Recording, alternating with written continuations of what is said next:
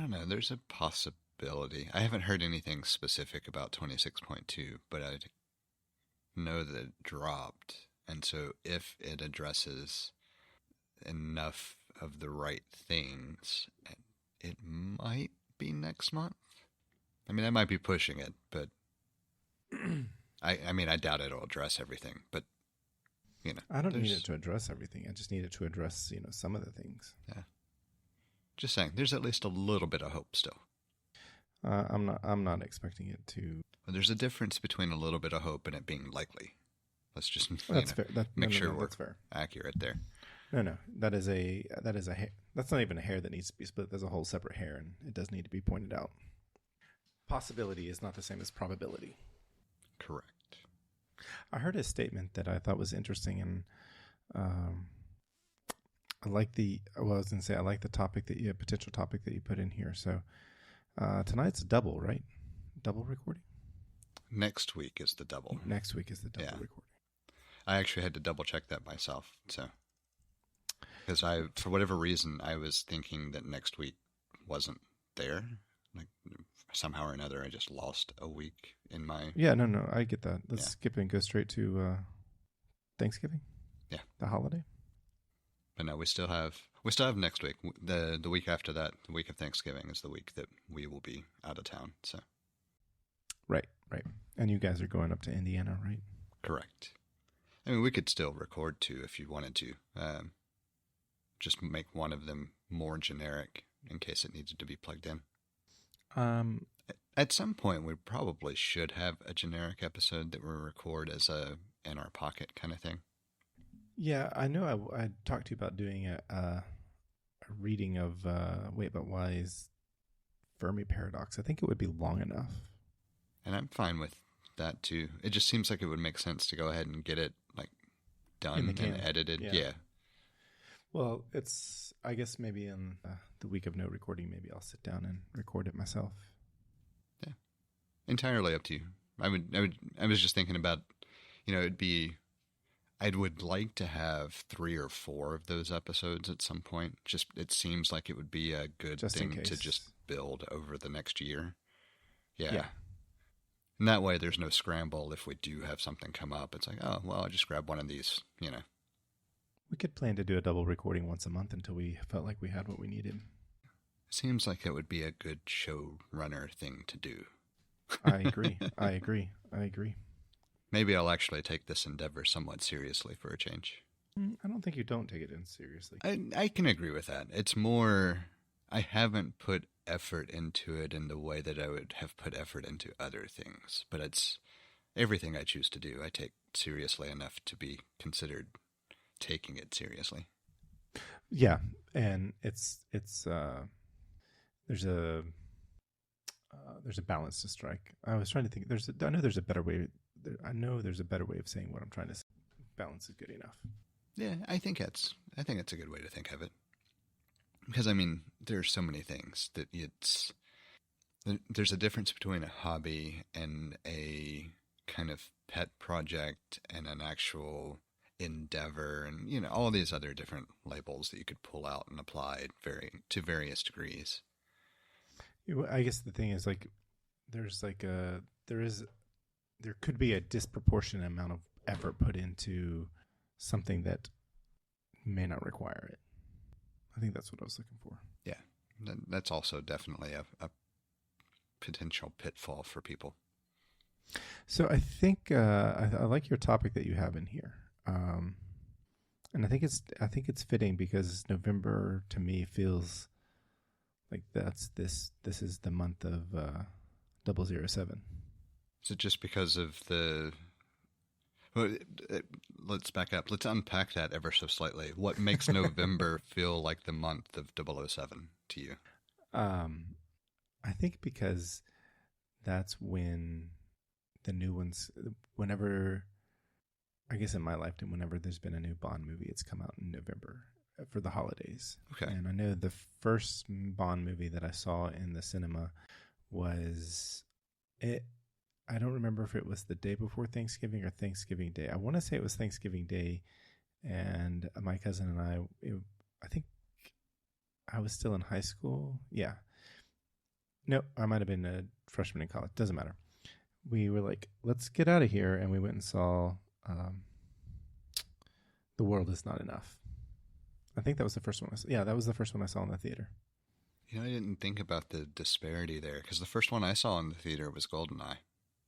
And I mean, it makes sense that I would have caught one before you, just with the little bit of a difference in our age. But it never even crossed my mind that Goldeneye was not your introduction to Bond in the theater.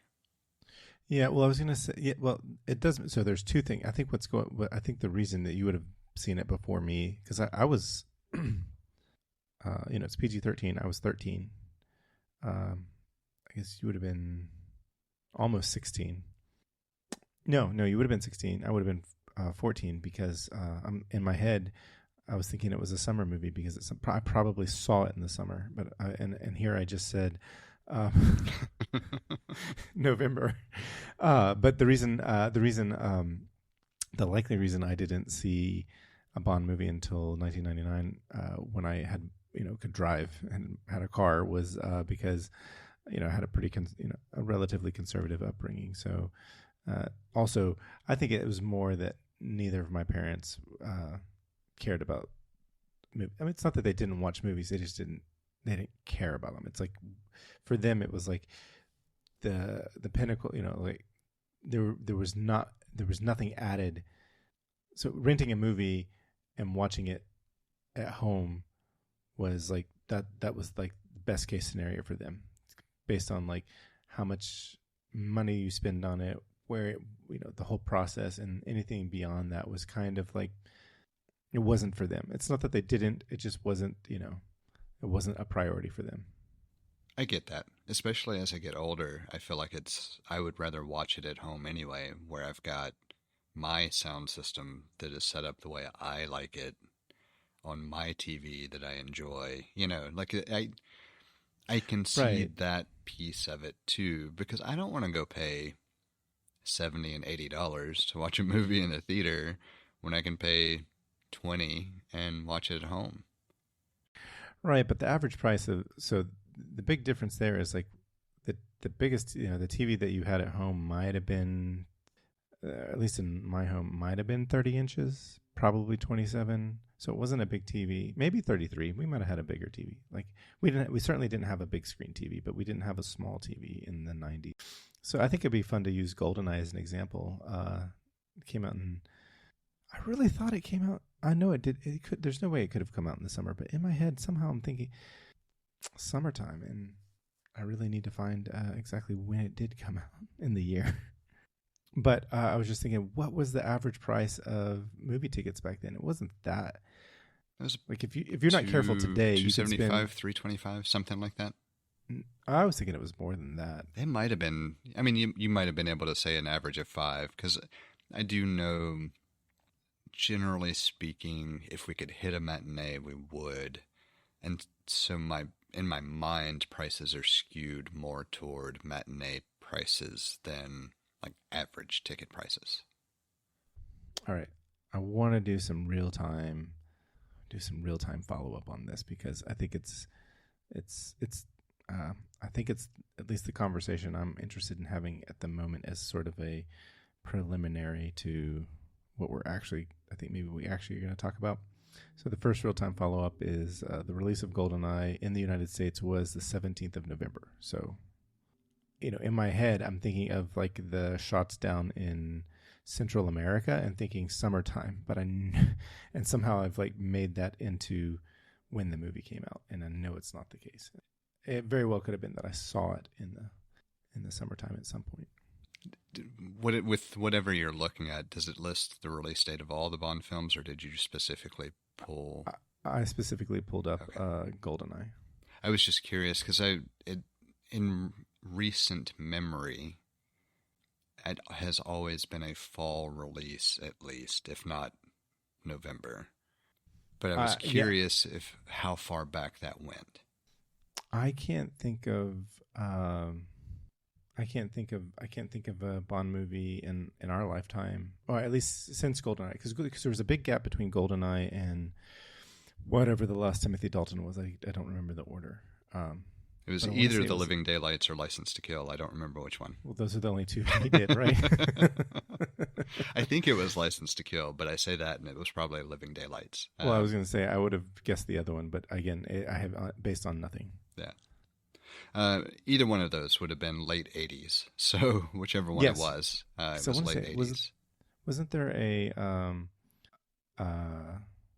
like a 6 or 7 year gap between? Yes. So GoldenEye was what, 95, I think? 90, it was November of 95. Okay.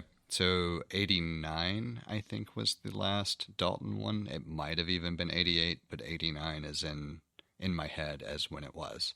So that would have put a 6-year gap between Dalton and Brosnan.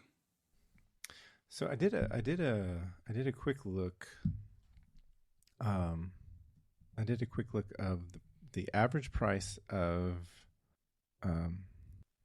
opening weekend movie theater tickets in 1995, and it was $4.35. So you were not far off. I would have thought it was higher, but maybe that's because I'm just used to our current prices. And then adjusting for inflation, in 2025 dollars, it would be $9.20. So it's still, I guess I don't know what a ticket would go. I feel like I know what a ticket would go for, but I think it's like, I want to say like $12 for a non-matinee ticket. I think so currently. It feels insane, but it only feels insane because you can buy the movie for the equivalent of roughly 2 adult tickets. And so, I mean, if you wait for it to go on discount, then you can get it even cheaper. Yeah. Yeah. But that has been, for a long time, that's been kind of my threshold. If it's something that I'm vaguely interested in, or even if I'm seriously interested in it, but it's not Bond or Star Wars, for the most part, that's a wait till I can watch it at home movie. If it's a part of the Bond franchise or it's a Star Wars film, that tends to be where, for me, mentally, it's like, do I want to see this on the big screen? Am I going to feel robbed if I don't? Because I know either way I'm going to buy it. So the calculation is more about, do I want that extra experience, or do I just want to wait and watch it at home? And so far, those have been the movies that have gotten me back to the theater. Mm-hmm. And a quick real-time also follow-up. I just did a quick search for the James Bond movies by release date. Yes. And you have to go back to... Well, there's some kind of mix as far as fall release dates with like 2021 in October as opposed to November for some others. But essentially, you have to go back to the Dalton era to hit a non-fall release. Yeah, and the last Dalton one was The Living Daylights in 1987. So 8-year gap. But is that October release that you looked at, is that the wide release, or is that... So it's an interesting summary because it doesn't even give me which title. And so I've got like October for a U.S. release for something, and I don't know what. Oh, hey, if I click on it, it actually does give me some info. So apparently No Time to Die was an October release. Which one was No Time to Die? That was one of the Craig films. That was... the last Craig? The one in 2021, yeah. That doesn't count. So remember, it was COVID. Like that was probably supposed to come out during COVID. Counts. Yes, it was. So I do remember there being a lot of discussion about the release being delayed and shifted and blah blah blah blah blah blah blah. But it still counts. It's still a fall release. It's just not November. You're right.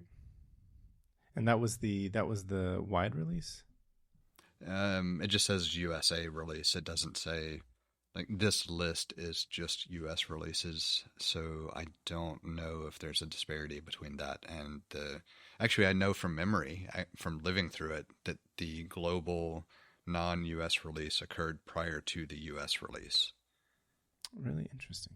Now, how much further, I don't know, but I also don't know where exactly this information is coming from. Like, now I'm curious to fact check the summary info that I've gotten. No, I think so. I'm looking at Wikipedia, and its initial release there was a release for Royal Albert Hall on the 28th of September, and then wide release in the United Kingdom on the 30th, and then the 8th of October in the U.S. So yeah, which that matches the summary chart that I have here. Yep. Okay, so somehow that one got out at that, that slipped in a little bit for November.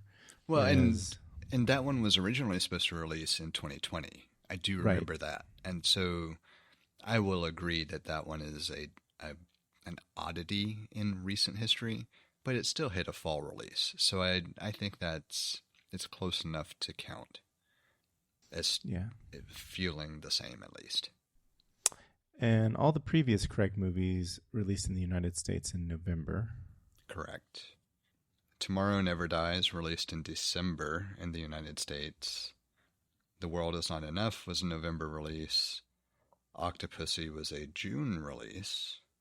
Never Say Never Again was an October release. And From Russia with Love was a May release. And then you start getting further older. Well, there's an 85. A View to a Kill was a May release as well. Yeah, well, I was going to say, and License to Kill was a summer. It was June, so late June. So it wasn't really. Oh, and License to. Oh, did I say it? I said the Living A View to a Kill. Who was that? That was Roger Moore? Yes. Okay, that was the last Roger Moore. And there were only 2 Timothy Daltons, which was The Living Daylights and License to Kill. And the License to Kill did come second, and it was 1989. So his were only 87 and 89. Hey, so I was correct on 89. Yeah. Good.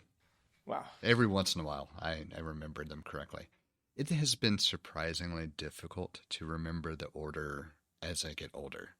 Like, I used to be able to actually tell you the order of all the Bond films, and maybe not the actual release year, but I was close. And as I get older, it's like that set of trivia pieces just hasn't been worth maintaining. Yeah. And it's like, and there's also what,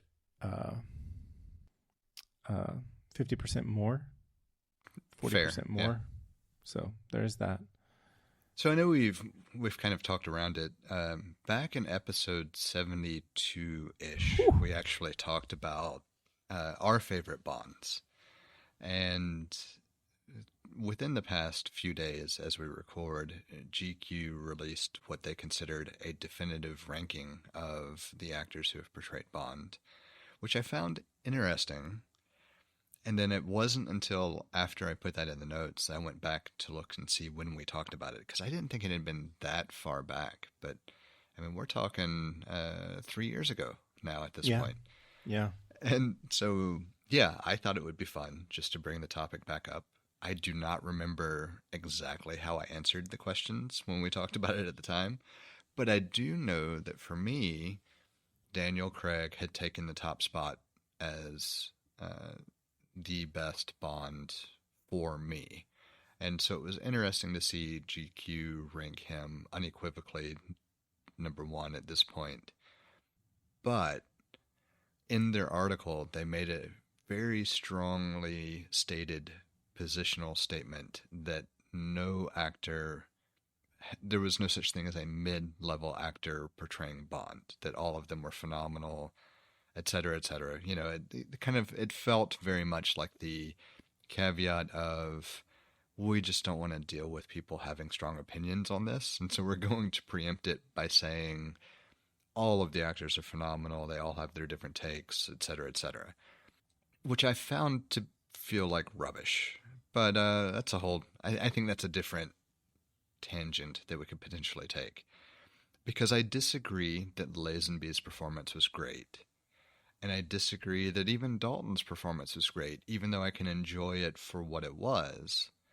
And so it could also be that I'm hypercritical of what I envisioned the role of Bond to be. And it's because I think of Daniel Craig and Sean Connery as kind of setting the stage for what Bond is in their respective ways. Connery, obviously, as the first to portray the character, and Craig as the first to really give him the actual depth of character that I envisioned, if that makes sense. Oh, it does make sense. I want to say that this is certainly not hard hitting. Not at all. I mean, it's one of the it sounds like from your description, it sounds like one of the fluffiest fluff pieces, because one, they waited 5 years after Connery's death to make this declaration. So they're not going to get any backlash from him, or they're not doing it, or rather they're not doing it in a way, assuming, or at least assuming there's no afterlife, and there's no way, that's the assumption at least.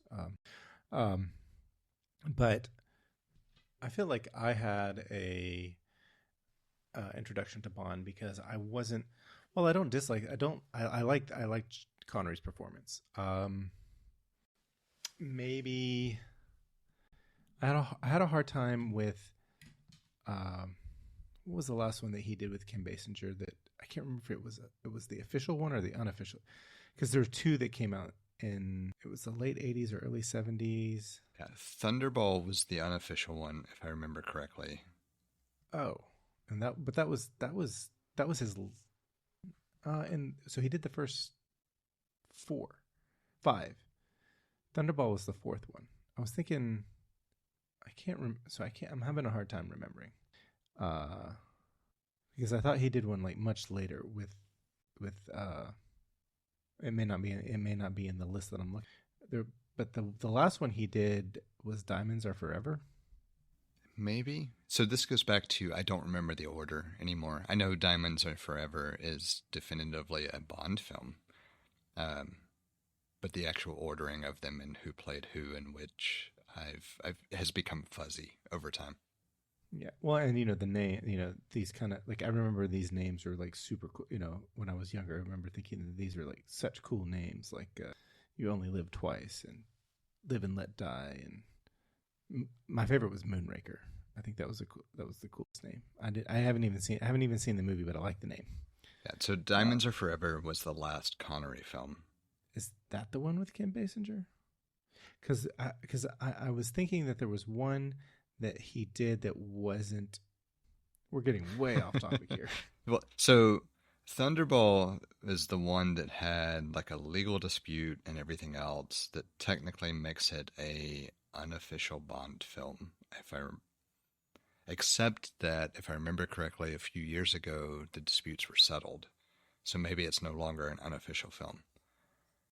This is where it gets tricky because I don't remember all of the. Never Say Never Again. It's a remake of Thunderball. Okay, yes. But I don't remember. It was not produced by Eon Productions. Is that the one that Kim Basinger was in? Is that the one you were looking for? That's the one I was looking for. It's okay. The one with, I think it is the one with Kim Basinger. I've heard both. I actually don't know for sure. I should eventually figure that out. There's a whole joke in Family Guy. They're trying to say her name. Is it Basinger? Anyway, yeah, Never Say Never Again was 1983, and that's the unofficial one, and it was a remake of Thunderball. And because I was trying to figure, so that's how you got to Thunderball. That makes sense. Yeah. So official order, just so that we go ahead and put it on record. So Thunderball would have been 1965. Connery still did after that You Only Live Twice and Diamonds Are Forever. And in between You Only Live Twice and Diamonds Are Forever is when Lazenby did On Her Majesty's Secret Service. Right. So Never Say Never Again would have been the same year as Octopussy. Yes, that was, so they were in competition that year, and so there were 2 James Bond movies, one official, 83. one unofficial, in 1980. Yeah. Okay. There we go. Now we have clarified the timeline. Yeah, and just to just to add on it, Octopussy came out in June. You could say that Never Say Never Again might have been, even though not official, might have been closer to what we've come to recognize as an autumn release because it was October. No, I just wasn't really sure how to follow that up. Oh, sorry, I did not mean to leave you segue-less. That's okay. I did not realize, for whatever reason, in my head, Roger Moore didn't have quite as many films as he had. But he played Bond in 7 different films. And Connery was 6 official, 1 unofficial. Correct. And then Dalton only had 2. Brosnan had 4. 4, and Craig had 5. Correct. Okay, so Moore still had the most. Yeah, for whatever reason in my head, it was Moore. In my head, Connery had 20 the of most. them, right? Oh, okay. Yeah, no, I just never. I think the big reason for me the Roger Moore films are so difficult is because they all blend into one massive film for me. Because he is so consistent film to film, and it's not necessarily a bad thing. Like I don't want to make it sound horrible. It's just the Roger Moore era felt like it was very consistent, and you could have played any one of them, and I could have mistaken it for any of the others. Well, I was going to say, I've got to imagine. So, I mean, we're coming up on 19 years since Casino Royale was released. It still feels surprisingly modern to be almost 2 decades old. And I've got to imagine, let's even put ourselves in the same space that we were 2 decades ago. And you think about Roger Moore movies, I would have had the same comment. He's got a consistent performance. There's nothing that really differentiates them as far as like look and feel. And I think part of it is just because there was less movies were made differently in the 70s. Well, I would say, and you combine that with the fact that Roger Moore's entire run was from 73 to 85. I mean, it's a 12-year gap.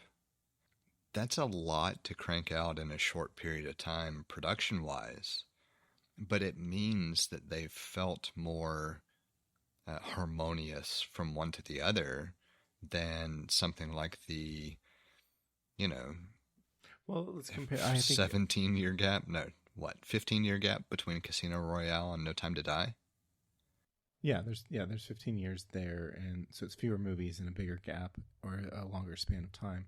But I think also movies were made differently now. Like the effects are different, and even if you take away the effects, I think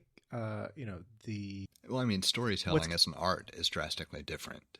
Right. I was just even thinking like the set. What's considered exotic is different now than it was then.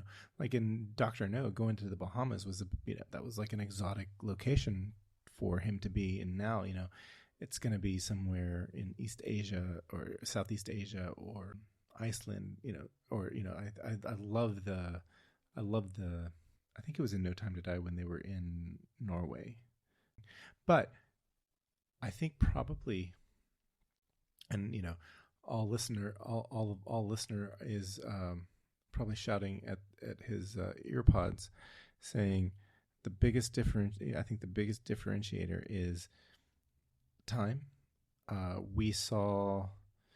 You and I saw the Daniel Craig Bond movies in our 20s and 30s as they were coming out, whereas the Roger Moore, Sean Connery, any of the previous Bond movies, maybe I think Pierce Brosnan is also will fit in the same category as the Daniel Craig ones, but everything before Brosnan we saw on home video, and it was all mushed together. Like and we didn't TBS or TNT, reruns, edited, etc.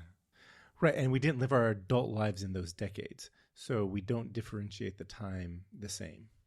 Like we didn't live in the 60s or the 70s to really, differentiate like how the early 70s were different than the late 70s. Whereas, you and I can probably spot, the mid 90s when what's mid 90s about GoldenEye versus what's early 2000s about Die Another Day, and take our children in 10 to 15 years, and I don't think they'll be able to make that distinction the way that we do, because they didn't live through those decades the way that we did. I think that's a pretty fair observation, because I know, like, growing up, before I understood the nuance a bit better, I didn't really recognize that the actor was different. Like, I knew there was a difference between Connery and Moore, but it still felt like it was all just kind of the same stuff, because at the time growing up, like, I could see a difference, but I also didn't recognize the difference. And you could also make the argument that I was probably watching them at a point when I shouldn't have been watching them to understand the difference in the first place. And so it was kind of almost background noise instead of paying attention to the story, which further further removed that recognition of a differentiator for me during that time frame. And so for the longest time, Bond was just Bond. It didn't matter whether it was Lazenby, Moore, or Connery. It was just Bond is the character being played, and that's what I'm watching. Yeah, yeah. And so from that, I did start seeing the difference with Dalton, but I think that's because at that particular age bracket, I was more attuned to what was going on, and it wasn't as much just background noise. So it was more of an interest in what the story is and the explanation. And then after that was a kind of re-exploration of everything that was Bond and an understanding of all the different stories and everything else in more of a embrace the nostalgia and understand it kind of way, I guess, is a way to think of it, where it was interesting and I loved the character, and I just wanted to kind of understand why I loved the character and appreciate it from the film perspective, which is when I started to notice the differences between each of the different films. And so abstract that or compare that to seeing the different portrayals by Brosnan and Craig in real time.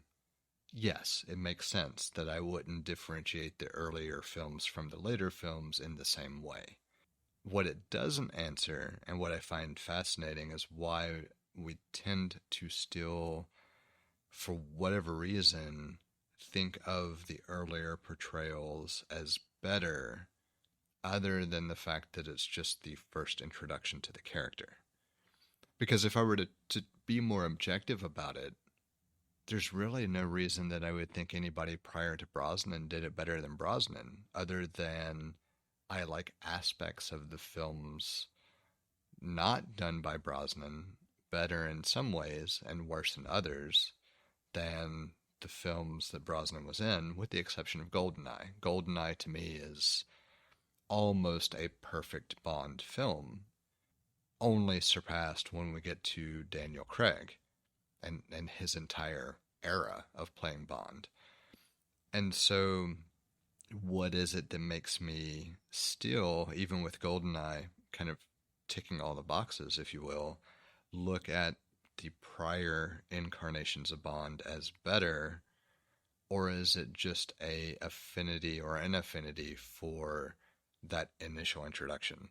And it's not, and it's more that the Brosnan era of Bond kind of acts as a palate cleanser, if you will, that's a horrible analogy, but you get what I'm saying, that like with that era of Bond, watching it in full time, it's like, okay, I can reset my expectations and everything else, and then appreciate the Craig era even more thanks to Brosnan. And I don't know, maybe none of that makes sense, but it does. Just in general, a kind of fascinating question to explore.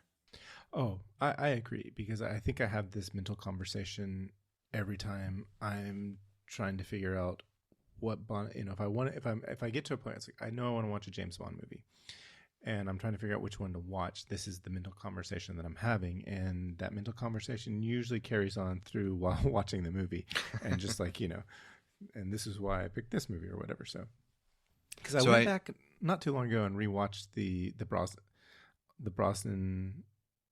Well, I watched the Brosnan movies, but that's not true because I just watched GoldenEye, Tomorrow Never Die a year or two ago. And honestly, that's all you really have to watch. Like it's funny because I tend to have this same internal monologue as well. Because what I'll do is I'll pull up Plex and I'll pull up my Bond folder and I'll just look at all of them, and it's like, well, which one do I want to watch? 99% of the time, I'm going to pick a Craig Bond. Yeah. Just unequivocally, hands down, that's what I go to as, nope, these are the best portrayals of the character for what I want. The remaining 1% tends to be a 50-50 split between, do I want to watch one that I think is just a really good film, or do I want to watch one that just takes me back to a feeling growing up of enjoying a Bond film? And if I want to watch a good one, I watch GoldenEye. And if I just want to watch one for the nostalgia, I just randomly pick one of the other ones. Yeah. I would say I want to come back to GoldenEye in just a moment because I have some thoughts about GoldenEye. Because my introduction to Bond, like I didn't know Bond existed until the early 90s. I must have been 10 or 11 years old. And it was I'm pretty sure it was Octopussy. I don't know exactly if it was Octopussy, but I'm pretty sure it was because I know it was one that I saw when TBS was showing Bond movies, and I'm trying to remember. What's interesting is I do know Moonraker was the first Bond film I ever actually recognized. Whether it was the first one that was playing or not while I was in the room, I couldn't tell you. But Moonraker is the first one that I actually remember seeing. And I always thought it was fascinating because after the fact, I realized that was also the one that was released in the year that I was born. I think that's nice. just an odd coincidence. I think because I know the only reason I remember it for being the movie that it is because it's the only one that takes place in space. But that aspect, that story arc is what cemented itself in my memory. I have no doubt multiple Bond films had played in the background or been played in my presence prior to that, but that's the first one that I remember. And I find the correlation to the release year just to be a fun little side, anecdote. Yeah. But anyway, sorry, I didn't mean to interrupt and derail us. It was just I thought of it at the time. I was going to say I don't think I've seen For Your Eyes Only, which came out in was released on my birth year. Well, I know where you can watch it if you decide to. I do too. I was going to say that's where I've watched the majority of the Bond movies. So, thank you very much. I think Octopussy is the one that starts where the opening, like they kind of do there's a number of Bond films that they kind of do a cold open where he's at the end of a mission and it really has nothing to do with the rest of the movie. There's a few. I feel like there are a few that are like that. Maybe yes. I'm not remembering them. No, there are quite a few that are like that. On Her Majesty's Secret Service, I know was one that was also like that. So I think Octopussy was like that, and what I remember was, like I'd never seen anything like that in a movie, in any of the movies that I'd watched. And this was on TBS, so it started at 9:05 instead of 9:00. And I just want to throw that out there because I'm nostalgic for the 5 minutes after tactic that Turner used. They called it Turner time. Anyway, I'd recently looked that up. I actually really loved that. It's the only reason I remember so much about TBS. I'm certain they were quirky. They did some whimsical things like that, and there was it wasn't just to be whimsical. I mean, there was strategy behind it, and that anyway. Yes, I do remember that, and there was a moment in the late 80s, early 90s for TBS that is I've got a lot of nostalgia for, which is kind of crazy because it's a TV station. But they were doing some good stuff that, as far as entertainment goes. But I think Octopussy has a cold open, and at the end of the cold open, Bond is in an airplane that the wings fold up, and he runs out of fuel, and it lands, and it coasts into the gas station. I don't know if you can confirm that that's the cold open of Octopussy, but I'm fairly confident that it is, and it was the first one that I watched, and I don't think I got to watch the whole thing. I think I had to go to bed. I was 10 or 11 years old. It was on TBS. My mom wasn't going to let me watch it, but my grandfather said, no, it's okay. He's okay to watch it. And I think at the time my mom was like, my son can't know that people have sex or what sex is, or, the things, that lead up, the kissing that leads up to sex. He cannot know about those things. And I think about how the concern that I have with my children watching Bond movies. I mean, even in some of the early Craig ones, it's like, I don't want them thinking that it's okay to treat women in the way that he does. Because he's certainly a womanizer through the majority of the movies. And it's not until some of the later ones that you see women promoted to human, and not just, not objectifying them as much. But, yeah, I think the thing that I've been thinking about, I didn't have any allegiance to Sean Connery. Maybe it could have been Roger Moore, but if we put ourselves in that time frame before the first Pierce Brosnan, Roger Moore certainly had done the most, and Connery the second. But I can understand why people were like, Connery was the best because he was the first, and Lazenby was a blip, and I don't know anything about his portrayal other than he was Australian, and I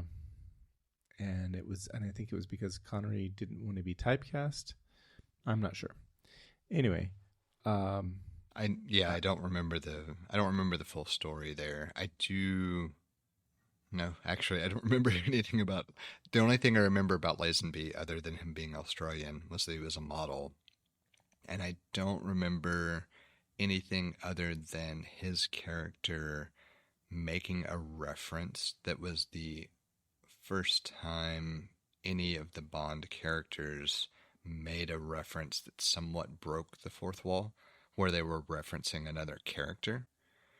And in this case, specifically referencing Connery's Bond, but it was done in a way where it was like the other guy. So it was vague enough that it could be anything, but if you know enough about what's going on, you recognize it for the reference that it is.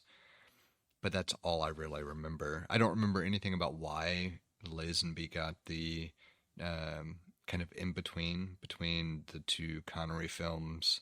I expect it was related to the legal drama around Never Say Never Again and Thunderball and everything else that probably was going on during that general 4 to 6 year time frame. But yeah, I couldn't tell you.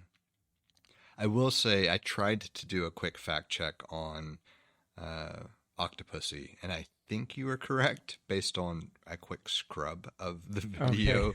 Okay. There is definitely an element of it there. I couldn't 100% confirm, but it appears at a glance that you are correct. Nice.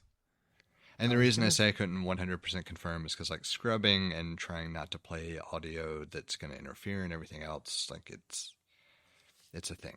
But there was definitely Roger Moore sitting in a cockpit and running out of fuel, and that's part of the opening sequence. That's definitely it. Yeah. So I can also understand. I wanted to say I can understand why Sean Connery. Well, so Sean Connery was, I guess, considered the best because he was the first. That's really what it comes down to. So Connery. Well, I was going to say Connery was 32 when Dr. No. He turned 32 the year Dr. No was released, and Moore was 46 the year Live and Let Die was released. That was his first Bond movie. Yeah. So the main reason, there are two kind of focal points for Connery as far as why he was often thought of as the best.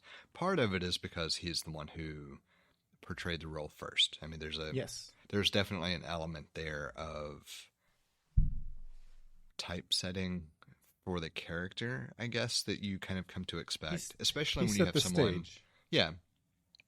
But the other part of it is that everything that I have read about Connery on set portrayed this easygoing kind of version of the character in real life as opposed to like a different persona. And so there was a lot of feeling like Connery had an element of Bond kind of as a personality piece, whereas and again, this is anecdotal because I certainly don't have any direct experience, but the other pieces that I read was that it was more like the other actors were attempting to portray Bond, not like bring their persona to Bond in a way.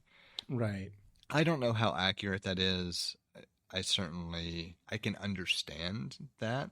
If you were the first person to portray Bond, subsequent actors would have to take that into consideration for how they portrayed Bond.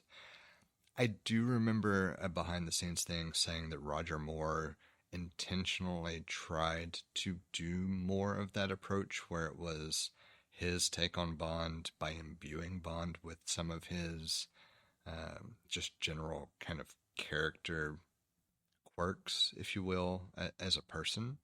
And that's part of why a lot of times it's difficult for people to pick between Connery and Moore because it depends a lot on kind of who you knew versus who you encountered over time and which of the two characters felt more authentic and all that kind of stuff. I can see that as making more of a case for why Connery is often looked at as the definitive Bond. I don't know. Like, there's at a certain point, there's too much spitballing and kind of, I wasn't alive for it, so what's it matter? Also well, being kind of a subtext there.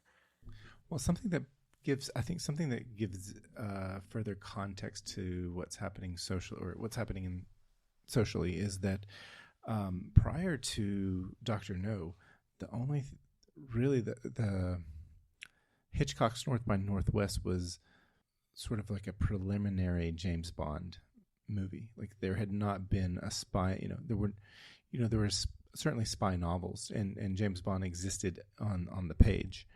But it didn't exist on the silver screen until '62 with the release of Dr. No. And the closest thing that you have to that, preceding decade is North by Northwest. And it's not, Grant did not portray a spy, but it had some of the Bond spy elements. And so it wasn't necessarily, it certainly wasn't a precursor, but it was, people have drawn parallels between, or there was, or maybe not drawn parallels, but saw that there was an appetite in audiences based on the response from North by Northwest that a spy movie was going to be good. And I don't know if there were any other spy movies. There certainly aren't any spy movie franchises that I can think of that came from, we're now, 63 years since the first Bond movie was released. But I think Connery did such a good job for 4 movies that for a long time, audiences were going to consider anyone else who portrayed Bond as Connery's understudy. And I think Moore tried to, like what you're saying, Moore tried to bring something that would make him break out from that, but I don't think anyone did until Brosnan came around. And because, first of all, GoldenEye was just a great movie. And there's so many things that you can say about how good GoldenEye was. I love the idea. It's the best video game portrayal that I think that we've seen in certainly in the 90s. But and it came out 2 years before the video game. So there's no other Bond video game that exists. We don't even have to talk about anything else. GoldenEye is the only one. Yeah, it is. Well, I was just going to say, describing GoldenEye as the best video game adaptation that came out 2 years prior to the video game is a testament to how good that video game is. It's so good. And then to think that the multiplayer mode was not an afterthought, but like somebody they did it without authorization. They just went in and made it, programmed it with and said, "Hey, look what I did," and got it in time. So, and then the music. Oh my God, the music's amazing. Anyway, I digress. I think people did not have a good taste in their mouth from Dalton, and I think Dalton was probably a reasonable actor to pick. And I don't, I remember watching the Dalton movies. I've only seen the Dalton movies since I was a teenager. I don't think I've seen them since I was a teenager. And I remember liking them at the time, and I thought people were really harsh towards Dalton's portrayal of Bond, and I didn't know why. And I could probably go back and have a better understanding of why people didn't like Dalton as Bond, but I don't think I'll ever be as harsh as the people were, because they still wanted. I think even by 1987, when The Living Daylights was released, people still wanted Connery, or they. I think it was an unreasonable expectation, because at that point he was Indiana Jones's father. And so 6 years went by, and GoldenEye came out, and they executed that movie so well. They cast it so well. Pierce Brosnan did excellent. It's just kind of sad to see where the direction the Brosnan Bond movies went, because I don't think that the later ones certainly don't hold up. I never saw Die Another Day, and from what I've heard, it's not worth seeing. But certainly, I would disagree. I would say it's worth seeing, just because it's so readily available. Well, partially that, and they did do a little bit of an interesting thing. So, in order to really understand my thought process here. So GoldenEye was a phenomenal Bond film. I won't argue that at all. Tomorrow Never Dies was good. It didn't live up to GoldenEye in the same way. It started to veer more toward, like, the story was better, I think, but the action and everything else started to veer more toward the kind of gadget and unbelievable space, which is kind of what happened with the Brosnan movie trajectory at large. And so it became more almost pageantry about how they could work in gadgets and all the other stuff, as opposed to like the Daniel Craig versions, where it was far more gritty and realistic on what the technology would allow him to do. And I don't necessarily think that was a horrible choice. I just don't think it really helped the Brosnan films. I think it detracted from them. I think they could have done better with them in a different way and still played with the gadgets. And they just, for whatever reason, the combination of things just didn't work out real well. But all of that is to say, Die Another Day actually started trying to rein that in a little bit. And so it's not as good as Tomorrow Never Dies, but it's not as bad as it could be in the grand scheme of the Brosnan era. Like, it really, for context, so the opening sequence deals with Bond being held as a prisoner of war and some other higher level conversational pieces that hadn't been touched on since like GoldenEye.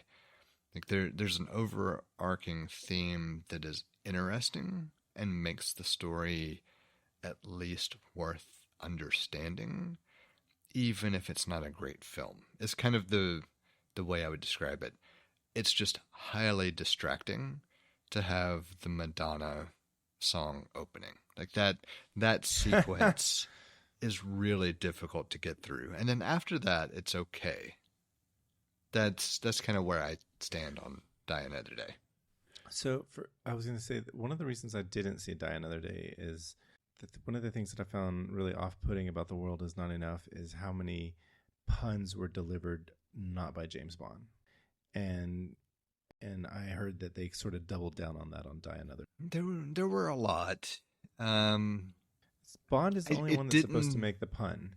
It didn't feel as distracting in Die Another Day, and I don't know how much of that is because we were exposed to it prior, and how much of it was that they maybe toned it not down. Like what would be a word for shifting it in a way that's more believable without toning it down? Like gave the appropriate characters their own voices, I guess would be kind of the way I would describe it, where it didn't feel like everybody was making puns. It felt more like the puns that were made were actually tied to some element of the character that was delivering the pun. Like it's kind of the only way I know how to describe it. At this point, I need to do some homework and non-secondhand assessment. I would still say, like, at the end of the day, it's not a good movie. Like, it's, I don't want to be misleading. It's just that it's not as horrible as you would think, is probably the good way to put it. And it is worth at least experiencing the story that was told, because the story that was told was kind of interesting, even if it wasn't told well. And, I mean, to me, that sums up the Brosnan era post-GoldenEye anyway. Like, all of the stories were kind of interesting, they just weren't told well. Yeah, and I would like to, I kind of think that's probably a product of the time. This is, while they don't necessarily, I mean, there are certain things that make them 90s movies, but even beyond that, they were made, not that it has a 90s feel, or, it's like, okay, that BMW that he was controlling, I think it was a Nokia phone. That was certainly obviously a 90s BMW, but that didn't really make it a 90s. But am I making it clear, like the distinction, a 90s movie versus a movie made in the 90s? So I understand. Okay. But I don't know that there's a way to translate that for someone who didn't live through it to understand it. It's like the craft has changed. The way and it changes, it always is always changing over time, because you can look at there is a difference between, I was going to say, Me Too happened between Spectre and No Time to Die. And I don't think that didn't have an effect, because I think it had an effect on the entire industry. I mean, I agree, but I don't know that you see the effect in the films. Like it's... Well, there's a point where, like, is the next Bond going to be a woman? No, not the next Bond, but the next 007. Yeah, well, I mean, we already got there was that. Yeah, right. Like this is where it's tricky for me, because I can see this being a natural evolution of just life in general with regard to the stories being told based on strong performances from someone like Judi Dench as M, and recognizing that, Angelina Jolie as Tomb Raider kind of set the stage for what you could expect from an action hero in this regard, and that would have been well before, the recent films for sure. Like I can see the trajectory existing without the Me Too movement influencing it. I do think the Me Too movement helped hasten some of it, but I think a lot of it is also just a recognition that women are, this is kind of where I have a problem, because it's not even just women, just a recognition that people at large can bring something to the role, and a willingness to explore what different people bring to the role regardless of whatever label is chosen, such as the actress who played 007, alongside Daniel Craig playing a retired 007, did a phenomenal job. And I think that could have existed without any other movement or anything else being involved. Like I don't know that it had a direct correlation to, you know, that casting or that storytelling, but I can absolutely see where you could make that connection anyway. You know, like this is Yeah, I didn't I didn't say that I didn't say that well enough. When I said, you know, the Me Too movement happened between Spectre and No Time to Die, I didn't mean that the Me Too movement had a direct effect on No Time to Die. And I think how I said it, or maybe I was thinking that in that moment, but like as we're talking, that's not exactly what I mean, because the culture changing and things like, you know, the culture changing and it being and affecting the movies and things like Me Too happening, neither of those happen in a vacuum, and they're additive to one another. The culture is changing, which led to Me Too, and Me Too led to the culture changing, and the culture changing led to what we had come to expect in No Time to Die. Like I think one of the things that I found really refreshing in that movie, and I love that they put it in there, and I don't necessarily think that it had anything to do with Me Too, but I'm blanking on the actor's name, but it's Anna de Armas. yes. Okay, like the scene where she sort of grimaces at the idea of being attracted to Bond. Like I thought that was, I love that because we're taking Bond. So one, we're taking Bond and giving him more depth in that he's we gave, you know, they gave him a place to look at a beautiful woman and not consider her, you know, not objectify her, and then we have this beautiful woman who's not looking at, you know, who they didn't write in such a way that it was like she has to, like, you know, have some sort of fall in love or lust with Bond. So what I loved about her character is I wanted to see a movie about her without sure. Bond or anybody else. Like I wanted her character to be translated into a film. Like her portrayal and everything else about it stood so well on its own that I just wanted a film about her. And we kind of get that with actually Ballerina in the John Wick universe, because she's the one who plays the lead in that particular film. Okay. Just to give you, you know, another reason to want to watch any of the John Wick universe films. John Wick, yeah. But at the same time, I kind of see Judi Dench's M as being the natural, like, stage setter for that particular type of character in the Bond universe, because she played such a phenomenal M that it didn't matter one way or another who played the role. It was just, you thought of it as whoever was playing it at the time.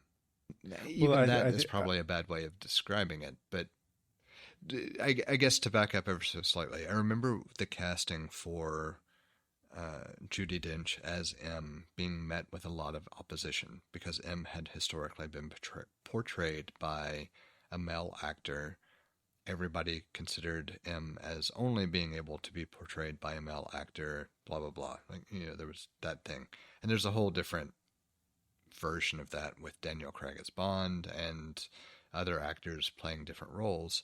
But I remember the big thing with Judi Dench's M is the very first time she came on screen, her presence was so perfect and commanding from the scene perspective that you forgot any kind of preconceived notion of who M was. Like, everything just kind of fell away. M was Judi Dench in that moment, and until she decided she was no longer M. Right. I think that she for me, she defined the role. Like, Judi Dench is M, and Ralph Fiennes did a fantastic job following it up.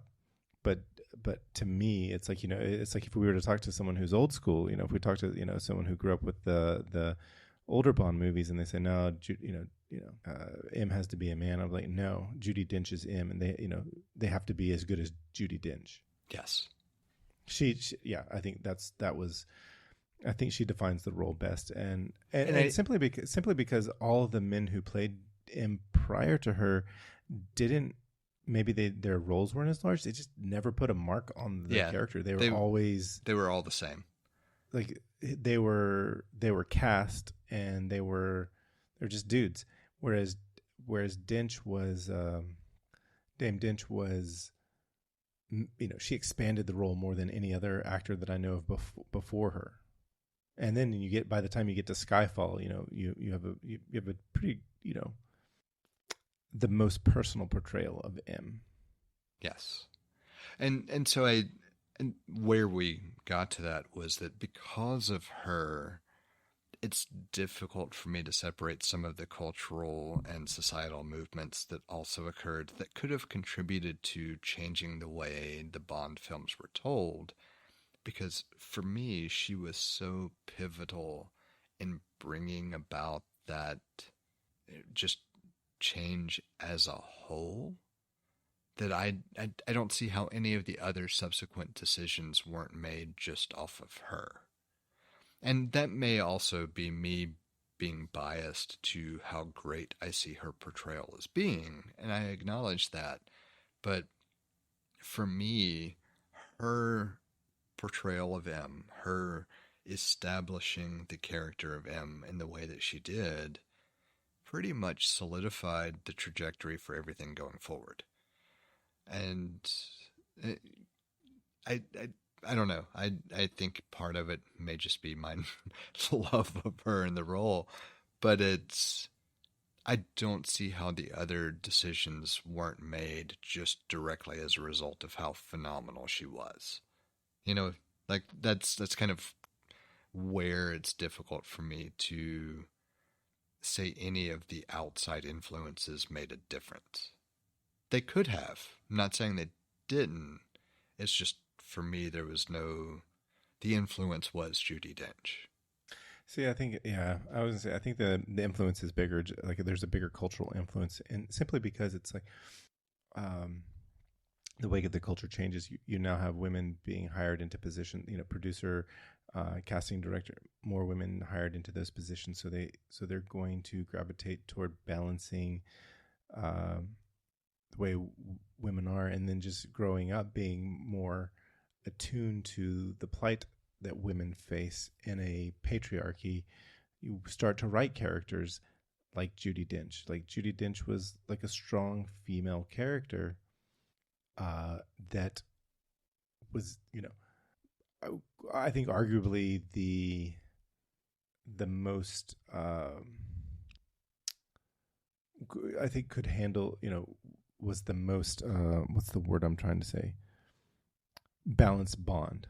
Like, her portrayal of M gave Bond the necessary, not antagonist, but bureaucracy that he needed as far as him doing his job, or not bureaucracy, but management. Like, I think she was able to portray managing Bond better than any other M that I saw. Because if you think about the M in Dr. No, I mean, Bond did whatever the hell he wanted, and M really couldn't do anything about it. Whereas Brosnan was, Brosnan and Craig's Bond were deferential towards M. So I've had time to think about how I would describe it, obviously, as you were speaking. I would put Dench's M as a counterweight to Bond. That would be a phenomenal way to establish the character dynamic, I think, because both are strong and both certainly control their own narratives. And they have the same objectives. Right. They tend to have, or their objectives align quite often. And so thinking of them as counterweights, I think, is a good way to envision that relationship. I agree. It was a very good figure of speech. Do you have a favorite Bond movie at this point, or? Skyfall. So Skyfall still lands for me as my favorite Bond film. Like, I don't know that I could ever pick another one, just because of the combination of visiting Ireland and Scotland and the timing and everything else. Like, there would have to be something else that had those types of effects to outrank Skyfall for me. Skyfall is really beautiful. And it's not the best song necessarily, but it's not a bad song. That tends to be the difficulty in figuring out a lot of them. The theme songs, it can't rub me the wrong way. And Skyfall can go either way. It can either fade into the background or it can kind of command your attention, but neither one in an aggressive way that is difficult to deal with. I really love this. I really love From Casino Royale. Casino Royale. Yeah. I love Casino Royale in general from a film perspective. Yeah, well, I was going to say, I think it was one of the best reboots. Like they really, they did everything right with this. With like Casino Royale is fantastic. It's one of my favorites. I actually. So if you were to look at the Craig era, you can kind of forget Quantum of Solace. I love the song from Quantum of Solace, though. I mean, there are a lot of things to like about the movie as well. It's just you can kind of forget about it because it's an oddity in the entire story. It doesn't fit. It doesn't fit. It feels like a modern version of a Roger Moore movie. It does. But and that's okay. That's fine. But you could technically watch Casino Royale and watch Skyfall and watch none of the others and feel like you have a complete story arc. And that's what I think is so fascinating. Yeah. Spectre does. I mean, it leads into No Time to Die, but Spectre doesn't really. I don't have nothing stands out in Spectre for me. We have a number of different ways set up for you to get in touch with us to provide feedback, ask questions, or just comment in about something we've discussed. You can hit us up on Twitter or Instagram at untitled_hosts, or shoot an email over to untitled.hosts@gmail.com. Or get in touch directly with Jesse at jthart.com, or get in touch with me, John, via telepathy. If you would like to support our work, or are interested in listening to our new after show feed, head over to patreon.com/theUntitledPodcast and take a look at the options we have set up. Thank you for listening. We hope you've enjoyed the show. And we hope to connect with more of you as we continue this journey. That's a wrap.